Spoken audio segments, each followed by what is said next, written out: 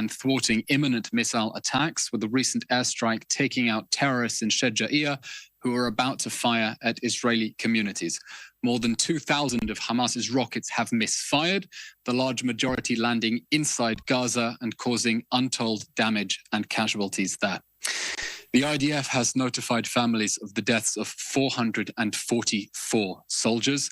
IDF fatalities have risen by 10 since yesterday's update, with the confirmed deaths of Colonel Itzhak Ben Bassat, Sergeant Eran Aloni, Sergeant First Class Rom Hecht, Major Ben Shelley, Captain Liel Hayo, Staff Sergeant Oria Yaakov, Sergeant Achia Daskal, Major Moshe Avram Baon, Major Roy Meldasi, Lieutenant Colonel Tomer Greenberg. They were our finest sons, and the whole nation's hearts broke this morning to hear that awful news that they bravely fell in battle. Our thoughts are with their families, and may their memory be a blessing.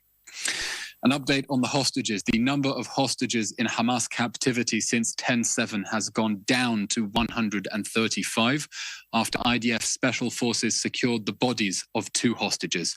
Eden Zakaria, 27, was abducted from the Nova Music Festival and subsequently murdered in captivity. IDF Command Sergeant Major Ziv Dado, 36, was taken hostage while on active duty on 10/7 and was also murdered. Special forces found their bodies underground in a densely populated area in Gaza, and their bodies have now been returned to Israel for burial. Of the remaining 135 hostages, 116 are males and 19 females. The remaining hostages include 2 children, the Bibas infants, abducted together with their mother, Shiri. Hamas is still holding for a ransom the bodies of 19 hostages murdered in captivity since 10/7. Freeing our vulnerable hostages from the Hamas terror dungeons is a global fight, and we are furious that the world and the Red Cross have not done enough to pressure Hamas to release them. We will not rest until we have completed our mission to bring them all back home. There will be no one left behind. Time is running out, and none of us are free till all of them are free. An operational update. Following a situation assessment yesterday, Defense Minister Yoav Gallant has stated that Hamas forces in northern Gaza, including Gaza City, are on the verge of collapse. That comes after hundreds of terrorists were killed in intense fighting and hundreds more surrendered. Israeli forces continue close-quarter fighting with Hamas terrorists disguised as civilians and operating out of civilian buildings. We are operating deep inside Hamas's strongholds in Khan Yunis, Jabalia, and Shejaiya, engaging them in face-to-face combat. The Golani Brigade has been targeting terror infrastructure in the Shejaiya Kasbah, the marketplace, where Hamas has been operating from inside and underneath civilian areas. Over the past day, our forces have conducted over 250 precise strikes on terror targets across the Gaza Strip, and that campaign continues. On the northern front, the IDF remains on high alert to deter any further aggression against our people and prevent other actors from entering this war. Yesterday, we saw 3 launches to Israeli territory from Syria, one of those falling in an open area in Israel.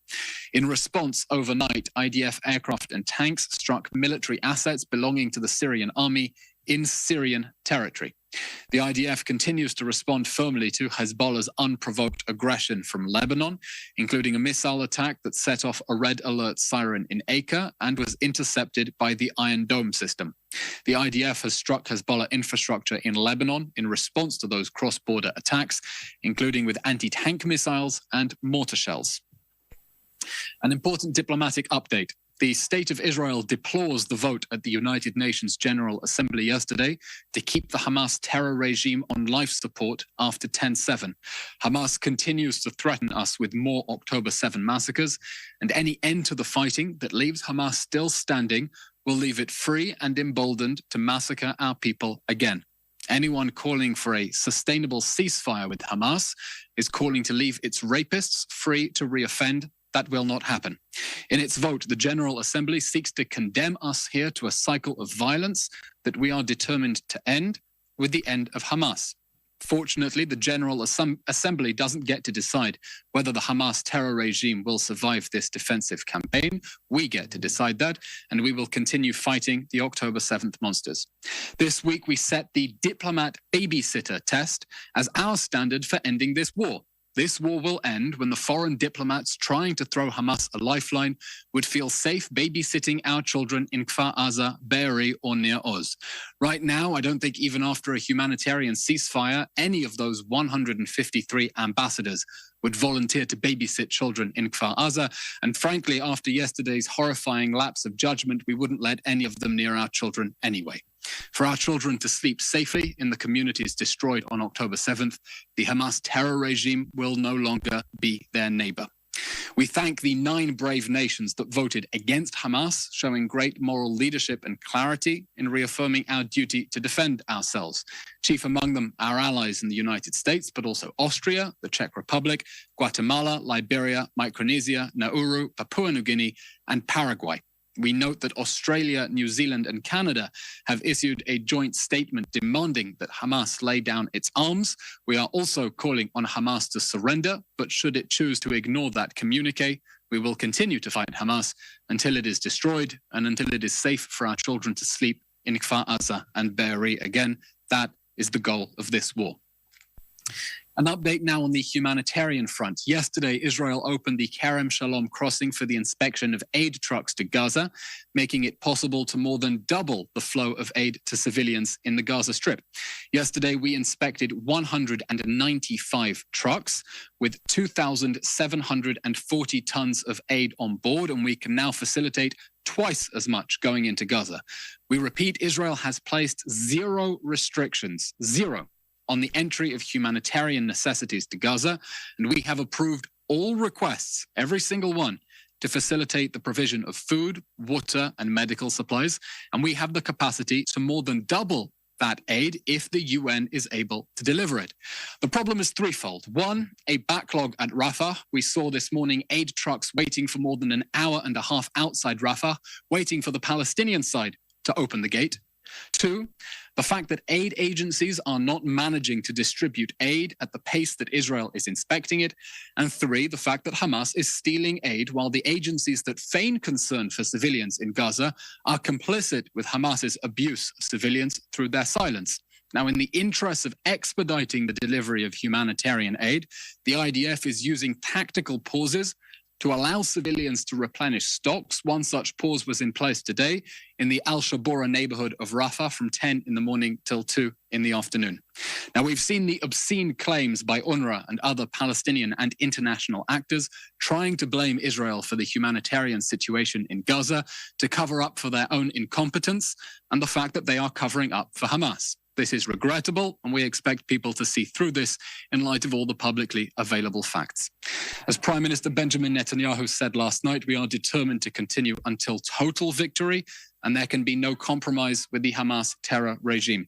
We will continue our defensive campaign until all our goals are achieved, eliminating Hamas, securing the release of all the hostages, and removing any threat to our people from the Gaza Strip. That's the end of today's update. We'll now take your questions. As always, if you can submit those questions in advance, we'll be able to get the necessary statistics and data for you. But please type your name and news agency into the chat box, and we'll take your questions now. Question from Joel Pollack from Breitbart News. How does Israel respond to President Joe Biden's claims that Israel is engaged in indiscriminate bombing, that it is losing support around the world, and that it must remove certain parties from the government? President Biden, our friend and ally, also stated that Israel enjoys the support of most of the world. And we enjoy the support of most of the world because the whole world saw the atrocities that Hamas perpetrated on 10/7 and understands that this war can only end with the end of Hamas. Now, we know that perhaps some nations are beginning to lose their nerve as difficult images come out of Gaza, as Hamas deliberately tries to endanger and sacrifice their civilians, sick and twisted as it is, in order to generate sympathy, in the hope that will generate pressure, in the hope that that will stop Israel from defending ourselves. But we will continue targeting Hamas with unprecedented precision. If you look at the statistics, we have struck, I believe, 22,000 targets inside the Gaza Strip. And even if you buy the statistics put forward by the Hamas-run health ministry, which we dispute, you're looking at less than 0.8 casualties per strike. That is unprecedented precision. We are making efforts that no army in history has made in order to protect civilians in a counter-terrorism war in urban areas. We will continue doing everything we can in order to protect civilians on the other side from their own leaders' attempts to sacrifice them, and continue that precision campaign against the October 7th monsters and all the terrorists who have been threatening us with more repeat October 7 massacres. And that's why we're grateful that the United States stands shoulder to shoulder with us. And the president has said that the United States will continue sending all the material that we need in order to continue this war until victory and the destruction of Hamas.